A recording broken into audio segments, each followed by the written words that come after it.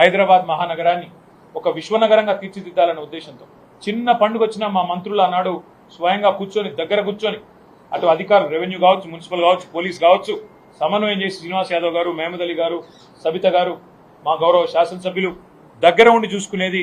చిన్నపాటి నొక్కు కూడా పడకుండా, ఎక్కడ చిన్నపాటి ఇబ్బంది కూడా కాకుండా, ట్రాఫిక్ అంతరాయం కాకుండా, ఫార్ములా రేస్ కావచ్చు, లేదా ఒక గణేష్ నిమజ్జనం కావచ్చు, లేదా మొహర్రం ఊరేగింపు కావచ్చు, బోనాల పండుగ కావచ్చు, ఏదైనా కూడా శాంతియుతంగా చేసినాం. చివరికి సినిమాల కోసం జరిగే ప్రీ రిలీజ్ ఈవెంట్లకు కూడా అంత జాగ్రత్తగా ఎక్కడ ఇబ్బంది లేకుండా చేసిన ఘనత మా ప్రభుత్వానికి. కానీ ఈరోజు ఏం జరుగుతూ ఉంది హైదరాబాద్లో మీరే చూడండి. నిన్న పాపం జూనియర్ ఎన్టీఆర్ గారి సినిమా ఆయన ఇక్కడ ఏదో రిలీజ్ ఫంక్షన్ పెట్టుకుంటే దాన్ని కూడా కనీసం నిర్వహించలేని అసమర్థత, గంట్లాంటి పరిస్థితిలోకి ఇలా ఈ నగరం వెళ్ళిపోయింది.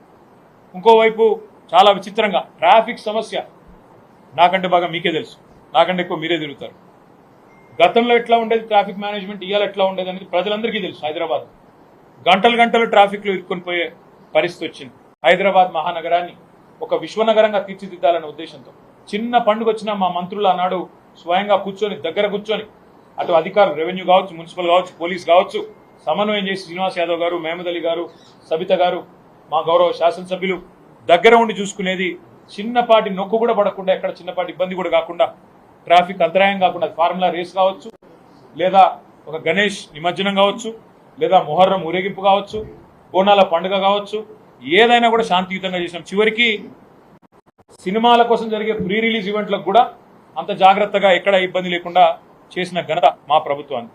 కానీ ఈరోజు ఏం జరుగుతూ ఉంది హైదరాబాద్లో మీరే చూడండి. నిన్న పాపం జూనియర్ ఎన్టీఆర్ గారి సినిమా ఆయన ఇక్కడ ఏదో రిలీజ్ ఫంక్షన్ పెట్టుకుంటే దాన్ని కూడా కనీసం నిర్వహించలేని అసమర్థత, గంట్లాంటి పరిస్థితిలోకి ఇలా ఈ నగరం వెళ్ళిపోయింది. ఇంకోవైపు చాలా విచిత్రంగా ట్రాఫిక్ సమస్య నాకంటే బాగా మీకే తెలుసు, నాకంటే ఎక్కువ మీరే తిరుగుతారు. గతంలో ఎట్లా ఉండేది ట్రాఫిక్ మేనేజ్మెంట్, ఇవాళ ఎట్లా ఉండేది అనేది ప్రజలందరికీ తెలుసు. హైదరాబాద్ గంటలు ట్రాఫిక్లో ఇరుక్కొని పోయే పరిస్థితి వచ్చింది.